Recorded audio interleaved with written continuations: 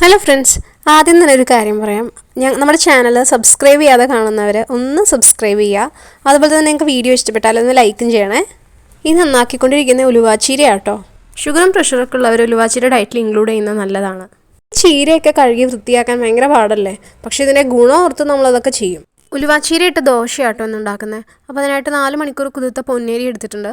പിന്നെ തേങ്ങ, മഞ്ഞൾപ്പൊടി, മുളക് പൊടി, ആവശ്യത്തിന് ഉപ്പ്, ഇച്ചിരി കായം, ഇതൊക്കെ ചെയ്തിട്ടാണ് ഇതിൻ്റെ മാവ് അരച്ചിരിക്കുന്നത്.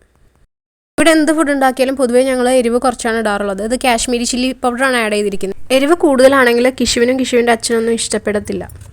ദോശയ്ക്കുള്ള മാവ് അരച്ച് കഴിയുമ്പോൾ ഇച്ചിരി പുളി കൂടി പിഴിഞ്ഞൊഴിക്കണം കേട്ടോ. ഉലുവാച്ചീരയ്ക്ക് ഇച്ചിരി കയ്പുള്ളത് കൊണ്ട് കിഷുക്കുട്ടൻ അത് കഴിക്കില്ലെന്നാണ് കേട്ടോ ഞാൻ വിചാരിച്ചത്. പക്ഷേ കിഷുവിനും ഇഷ്ടപ്പെട്ടു. 3-4 വെള്ളത്തിൽ നന്നായിട്ട് കഴുകിയെടുത്ത ഉലുവാച്ചീര ഒന്ന് അരിഞ്ഞാട്ടോ മാവിൽ ചേർക്കുന്നത്. ചീര അരിഞ്ഞ് ചേർത്തതിന് ശേഷം മാവ് നന്നായിട്ട് മിക്സ് ചെയ്തിട്ട് ഒരു 1 hour റെസ്റ്റ് ചെയ്യാൻ വെക്കുന്നുണ്ട്. ഉലുവാച്ചീരയ്ക്ക് പകരം നമുക്കിതിനകത്ത് മുരിങ്ങയില ചേർക്കാം. അതുപോലെ തന്നെ ക്യാബേജ് അരിഞ്ഞ് ചേർത്ത് ദോശ ഉണ്ടാക്കാം, അല്ലെങ്കിൽ പാലക് ചീര ചേർത്ത് ദോശ ഉണ്ടാക്കാം. ഉലുവാച്ചീര വെച്ചിട്ട് തോരനും ഉണ്ടാക്കാം. പക്ഷേ ചിലപ്പോൾ കിഷു കഴിക്കില്ലെന്ന് വിചാരിച്ചിട്ടാണ് ഞങ്ങൾ ദോശ ഉണ്ടാക്കിയത്. പ്യുവർ വെജിറ്റേറിയൻസ് എപ്പോഴും ഇതുപോലത്തെ ലീഫി വെജിറ്റബിൾസ് ഡയറ്റിൽ ഉൾപ്പെടുത്തുന്നത് ഭയങ്കര നല്ലതായിരിക്കും. കാരണം അവരുടെ HB കൗണ്ട് കൂടാനും ഒക്കെ ഹെൽപ്ഫുള്ളായിരിക്കും. ഈ ചീരയൊക്കെ വൃത്തിയാക്കി എടുക്കുന്നതിനെ ബുദ്ധിമുട്ട് ആലോചിച്ചിട്ടായിരിക്കും പലരും ഇതൊക്കെ വീട്ടിൽ മേടിക്കാതിരിക്കുക.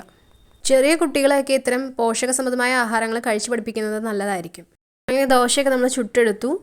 കിഷു ആണ് ആദ്യമായിട്ട് ദോശ ടേസ്റ്റ് ചെയ്യാൻ പോകുന്നത്. അപ്പോൾ കിഷുവിൻ്റെ അപ്രൂവൽ കിട്ടിക്കഴിഞ്ഞാൽ പിന്നെ വേറെ ഒന്നും നോക്കേണ്ട ആവശ്യമില്ല. കിഷു ഒരു ഫുഡ് കഴിച്ചിട്ട് നല്ലതാണെന്ന് പറഞ്ഞു കഴിഞ്ഞാൽ പിന്നെ നമുക്ക് എല്ലാവർക്കും കഴിക്കാം. അവന് ഇഷ്ടപ്പെട്ടില്ലെങ്കിലും ഇഷ്ടപ്പെട്ടില്ലെന്ന് പറയില്ല, പക്ഷെ വേറെ എന്തെങ്കിലും കാരണമൊക്കെ പറഞ്ഞിട്ട് ഒഴിവാക്കും. കിഷുക്കുട്ടാ, ദോശ എങ്ങനെയുണ്ട്? സൂപ്പർ ആയിട്ടുണ്ട്. ഇഷ്ടപ്പെട്ടോ?